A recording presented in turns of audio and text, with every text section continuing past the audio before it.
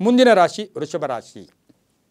ವೃಷಭ ರಾಶಿಯವರಿಗೆ ರಾಹುಗ್ರಸ್ತ ಸೂರ್ಯಗ್ರಹಣದ ಪ್ರಭಾವವನ್ನು ನೋಡೋಕೆ ಹೋದಾಗ 11ನೇ ಮನೆಯಲ್ಲಿ ಗ್ರಹಣ ಸಂಭವಿಸ್ತಾ ಇದೆ. ಹಾಗಾಗಿ ಇವರಿಗೆ ಸ್ವಲ್ಪ ಆದಾಯದಲ್ಲಿ ಏರುಪೇರು ಬರ್ತಕ್ಕಂಥದ್ದು, ಮನೆ ಕೆಲಸ ಕಾರ್ಯಗಳು ಸ್ವಲ್ಪ ಪೋಸ್ಟ್ಪೋನ್ ಆಗ್ತಕ್ಕಂಥ ಯೋಗ.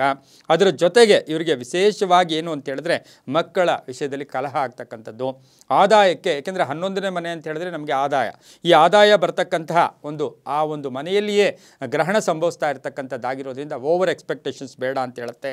ಅಲ್ಪ ಅನಾರೋಗ್ಯ ಕಾಡುತ್ತೆ. ಸಂಬಳದ ವಿಷಯದಲ್ಲಿ ಸ್ವಲ್ಪ ಜಾಗೃತಿಯಾಗಿರಬೇಕಾಗಿರುತ್ತೆ. ಎಲ್ಲೋ ಸಾಲಕ್ಕೆ ಪ್ರಯತ್ನ ಪಡ್ತೀರಾ, ಅದು ಕೂಡ ಪೋಸ್ಟ್ಪೋನ್ ಆಗುತ್ತೆ. ಕಾನೂನು ವಿಷಯದಲ್ಲಿ ಜಯ ಸಿಗ್ತಕ್ಕಂಥದ್ದು, ಭೂಮಿ ಯೋಗದಲ್ಲಿ ಒಳ್ಳೆಯದಾಗ್ತಕ್ಕಂಥದ್ದು. ಇವರಿಗೆ ಬಹಳ ಅದೃಷ್ಟ ಏನು ಅಂತ ಹೇಳಿದ್ರೆ 5 ಗ್ರಹಗಳು ಶುಭ ಫಲ ಇರತಕ್ಕಂಥ ಯೋಗ ಕೂಡ ಇದಾಗಿರುತ್ತೆ.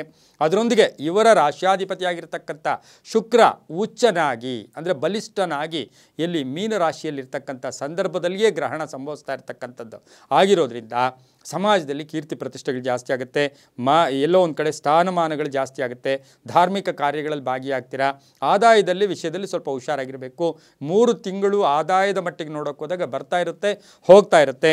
ವೃತ್ತಿಯಲ್ಲಿ ಶುಭ ವಿವಾಹ ಯೋಗ ಅಂತ ಹೇಳುತ್ತೆ. ಮಕ್ಕಳಿಂದ ಶುಭ ಸಮಾಚಾರ ಸಿಗುತ್ತೆ. ಹಾಗೆಯೇ ಬಿಳಿ ಮತ್ತು ಹಸಿರು ಬಣ್ಣ ಉಪಯೋಗಿಸ್ಕೊಳ್ಳಿ. ದಕ್ಷಿಣ ಮತ್ತು ಪೂರ್ವ ದಿಕ್ಕಿನ ಪ್ರಯಾಣಗಳು ಸುಖಕರವಾಗಿರುತ್ತೆ. ಈ ರಾಶಿಯವರಿಗೆ ಬಹುಮುಖ್ಯವಾಗಿ ಹೇಳಬೇಕು ಅಂದರೆ ಇವರು ಅರಳಿ ಮರಕ್ಕೆ ಪೂಜೆ ಮಾಡಬೇಕು. ಅರಳಿ ಮರದ ಪೂಜೆಯನ್ನು ಮಾಡಿಕೊಂಡಿದ್ದೆ ಆದರೆ ಬಹಳಷ್ಟು ಶುಭ ಆಗುತ್ತೆ. ಹಾಗೆಯೇ ಈ ರಾಶಿಯವರು ದೇವಿಗೆ ಈ ಒಂದು 3 ತಿಂಗಳಲ್ಲಿ ಕುಂಕುಮಾರ್ಚನೆಯನ್ನು ಮಾಡಿಸ್ಕೊಂಡಿದ್ದೆ ಆದರೆ ಅದು ತುಂಬಾ ಒಳ್ಳೆಯದಾಗುತ್ತೆ.